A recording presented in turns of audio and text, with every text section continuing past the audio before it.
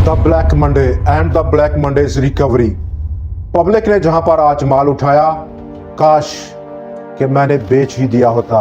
आज जहां पर हर चीज सुर्ख रही, रेड जोन में रही, वहां पर हमारा जो व्यू था आपके साथ लास्ट ट्रेडिंग सेशन में फ्राइडे को, बिल्कुल बाजार ने उसके बराबर में रिएक्ट किया है। तारीख की सबसे बड़ी मंदी देखी आज बाजार ने, जहां पर इंट्राडे 5% से ज्यादा का मार्केट हाल्ट भी लगा। एक वक्त पर 8% से ज्यादा की कमी थी बाजार में, लेकिन रिकवरी और ब्लैक मंडे की रिकवरी 4,805 पॉइंट्स की आज के इंट्राडे लो 1,10,103 पॉइंट्स पर, और बाजार का इख्तिताम अगरचे के 3.25% की कमी के बाद हुआ 1,14,909 पॉइंट्स की क्लोजिंग देखी गई बाजार की।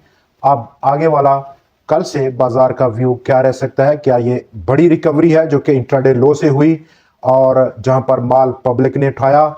हमारा जो व्यू था लास्ट फ्राइडे, वहां पर बहुत सारे हमने देखा कि दोस्तों ने उसको ऑब्जेक्ट किया, विदाउट रीजन ऑब्जेक्ट किया, बहुत शदीद तनकीद भी हुई। लेकिन हमारा जो व्यू है वो एक इंडिपेंडेंट व्यू है बाजार का, जहां पर तमाम इफेक्ट पर हम डिस्कस करते हैं उनको, किसका कितना वेटेज है, कब वेटेज है, कब नहीं है।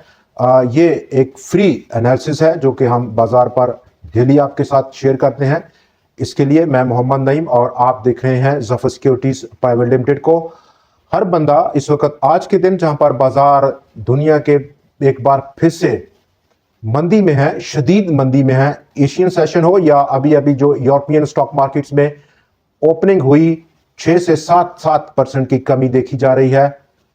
यूएस प्रेसिडेंट डोनाल्ड ट्रंप को कोस रहा है कि उसने बेड़ा गर्क कर दिया पूरे बाजार का, हर मार्केट का, चाहे वो गोल्ड मार्केट हो, इक्विटी मार्केट्स हो, ऑयल मार्केट हो, कमोडिटीज मार्केट हो या फिर बॉन्ड्स हो, हर जगह एक ही स्लंप है।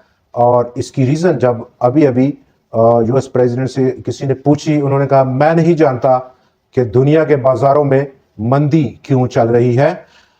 दोस्तों ये एक साइकिल है, ये बस एक रीजन है, एक बहाना है। जिस तरह से पाकिस्तान स्टॉक एक्सचेंज, जहां पर बहुत सारे रीजंस हम सुनते आ रहे हैं पिछले बहुत अरसे से, शरह सूद और शरह सूद में इंतहाई कमी है। 0.75% का रेट ऑफ इन्फ्लेशन देखा गया पिछले महीने में, और उसके साथ साथ जो शरह सूद की शरह है वो भी 12% है।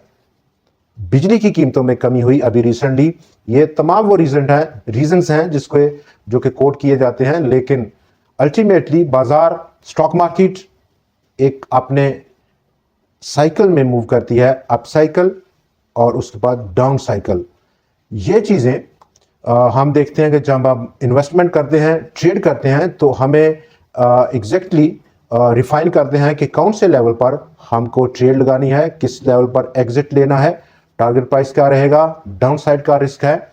तो ये वो बुनियादी चीज़ें हैं जो कि हमें जहन में रखनी चाहिए जब भी हम स्टॉक मार्केट में इन्वेस्ट करें। बाकी तमाम के रीज़न हैं। जहां पर बाजार का डाटा आज काफ़ी मुस्बत हुआ, वॉल्यूम्स में इजाफा रहा, और वॉल्यूम्स में जहां पर इजाफा था उसकी मालियत में भी इजाफा देखा गया। पैनिक सेलिंग था आज के दिन, जहां पर जो नंबर ऑफ ट्रेड्स हैं उसमें भी होशरुबा इजाफा देखा गया बाजार में।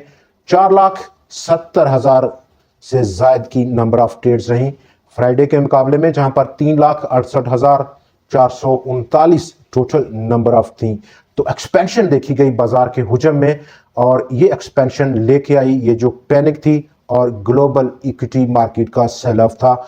उसमें कनेक्शन, हमारा कनेक्शन पाकिस्तान स्टॉक एक्सचेंज में कितना है, ये काफ़ी अहम सवाल है। बहुत सारे लोग यहाँ पर ये कहते हुए नजर आ रहे हैं कि पाकिस्तान का क्या ताल्लुक है, क्या लेना देना बाजार का अमेरिका के साथ। यूएस इक्विटी मार्केट्स में जब स्लंप है, जो कि अभी अभी नेस्टिक 100 इंडेक्स जो कि टेक्नोलॉजिकल बेस्ड इंडाइसेस हैं, वो 20% की कमी कर गया और अपने एक साल की यानी कि 52 वीक की कम तरीन सतह पर है। यही हाल S&P का है। आने वाले दिनों में वो भी 20% या 20% से कम गिरावट एक किस्म की इंडिकेशन है कि बाजार अब बियर टेरिटरी में है। 20% या उससे कम की करेक्शन, उसको हम करेक्शन कह सकते हैं। एक रिवाइवल हो सकता है, दोबारा से बाउंस बैक कर सकती है बाजार, लेकिन 20% से ज्यादा की कमी एक बड़ी इंडिकेशन है कि अब मंदी का दौर शुरू हो चुका है। तो यहां पर जहां पर हमारा पाकिस्तान स्टॉक चेंज या कोई भी दुनिया की स्टॉक चेंज हो, वो उसका कनेक्शन तमाम इकोनॉमीज का लिंक्ड है, चेन की शक्ल में है। जब जब equity markets across the globe वहां पर रैली होगी, अप साइकिल होगा, उसका असर दुनिया की तमाम स्टॉक मार्केट्स पर रहेगा, हमारे पर भी रहा है। जो हमने देखा कि ये बड़ा बुल रन देखा, वो बेसिकली एक मनहोने मिन्नत है ग्लोबल इक्विटी मार्केट्स का ऑल टाइम हाई पोस्ट करने का। अब जबकि रिसेशन और रिसेशंस की बातें हैं, वहां पर अगर आज की लेटेस्ट जो अपडेट है गोल्डमैन सैक्स, और उसने प्रोजेक्शंस जो है रिसेशन की, यूएस रिसेशन की, उसको बढ़ा दिया 45% पर ले गया। इसके साथ साथ दूसरे जो फंड्स हैं यूएस के, उन्होंने 60% या 60% से ज्यादा की एक्सपेक्टेशंस लगा रखी हैं कि यूएस में अब रिसेशन आएगी। और इस कनेक्शन में जैसे कि गोल्डमैन सैक्स ने कहा कि जो सेंट्रल बैंक है अमेरिका का, फेडरल रिजर्व ऑफ अमेरिका, उसको बहुत जल्द अब इमरजेंसी में रेट को कट करना चाहिए। तो इन्फ्लेशन हो, इकोनॉमिक बूम हो या फिर रिसेशन हो, ये आप आजकल एक ग्लोबल फिनोमिना है, हर जगह सेम ट्रेंड देखने को मिलता है। जैसे कि इन्फ्लेशन को अगर हम देखें तो यूएस इन्फ्लेशन भी ऑलमोस्ट 60% उसमें कमी हो चुकी है अपने पीक लेवल पर, और आज की जो इन्फ्लेशन का रेट है उसको अगर हम मेजर करें, जहां पर बात है पाकिस्तान स्टॉक चेंज का इसके साथ कनेक्शन का, तो कनेक्शन में हम तवक्को करते हैं कि अब आने वाले दिनों में क्या रुझान रहेगा ग्लोबल इक्विटी मार्केट्स में। चूंकि जहां पर आज की लेटेस्ट जो डेवलपमेंट है, अभी तक चूंकि यूएस अभी ट्रेडिंग का आगाज नहीं हुआ पाकिस्तान के वक्त जब हम आपसे ये वीडियो कर रहे हैं, लेकिन अभी नेस्टेक 100 इंडेक्स आज का जो उसका लो अगर हम देखें 16,480 पॉइंट्स का, और अब जो लेटेस्ट उसका रेट है, करंट रेट 17,150, लो से काफी बड़ी रिकवरी की है, और ये 3 दिन के वक्फे के बाद उसने दी है। इसको रिटेन करता है जब एक्चुअल ट्रेडिंग शुरू होगी यूएस इक्विटी मार्केट्स में, या दोबारा से मंदी दिखाता है, ये हमें देखना होगा।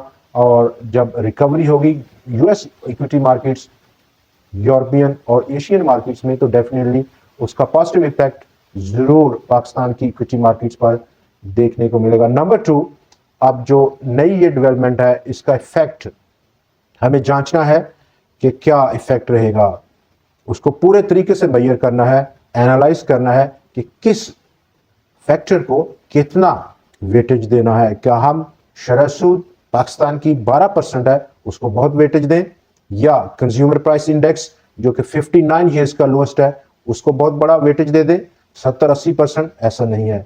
बिजली की कीमतें जो कि अभी अभी रिडक्शन हुई जिनमें, उनको वेटेज दें। इन तमाम चीज़ों को हम कम वेटेज पर रखेंगे और ज़्यादा वेटेज हम देना चाहेंगे जो अब लेटेस्ट डेवलपमेंट्स हैं ग्लोबल इक्विटी मार्केट्स में, और रिसेशन का फियर है।